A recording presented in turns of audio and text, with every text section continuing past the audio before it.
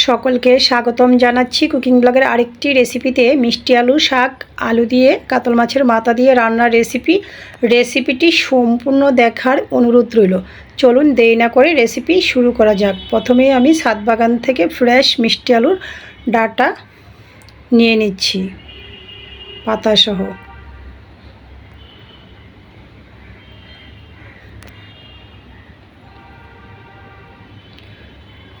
শাক ডাঁটাসহ বেছে নিয়েছি, ধুয়ে নিয়েছি।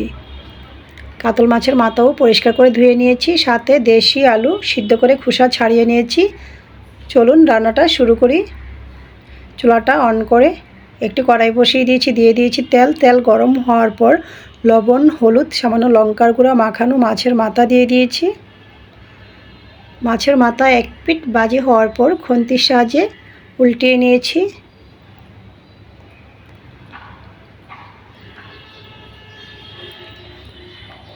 মাছের মাথা ভাজি হয়ে গিয়েছে, এ পর্যায়ে আমি নামিয়ে নিচ্ছি।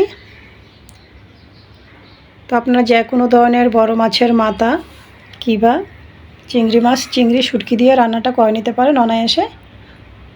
তো আমি সম্পূর্ণ ভিডিওটা করেছিলাম, কিভাবে জানি স্কিপ হয়ে গিয়েছে। তো আমি সম্পূর্ণ প্রসেসটা আপনাদেরকে বলে দিচ্ছি।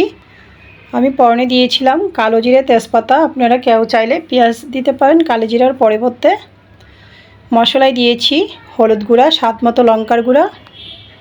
মশলা কষিয়ে দিয়ে দিয়েছি শাক, স্বাদ মতো লবণ, কাঁচা লঙ্কা, ভেজে রাখা মাছের মাথা, দেশি আলু হাতে ভেঙে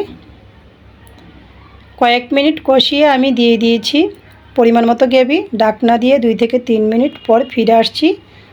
এরপর যে আমি দিয়ে দিচ্ছি ভাজা জিরার গুঁড়া, আবারও নাড়াচাড়া করে নিয়েছি। তো শাকটা রান্না করতে এতটা টাইম লাগেনি। ঢাকনা দিয়ে আবারও মিনিট খানেক রান্না করে নেব, তাহলেই রেডি হয়ে যাবে আমার মাছের মাথা দিয়ে মিষ্টি আলু শাক রান্নার রেসিপি।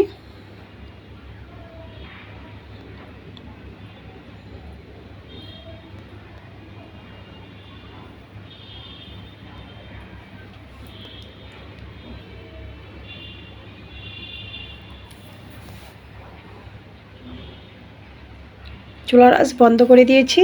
তো রেডি হয়ে গিয়েছে আমার মিষ্টি আলু শাক মাছের মাথা দিয়ে রান্নার রেসিপি ভালো লাগলে আমার ফেসবুক পেজটা ফলো, ইউটিউব চ্যানেলটা সাবস্ক্রাইব করবেন, সাথেই থাকবেন। সকলকে ধন্যবাদ।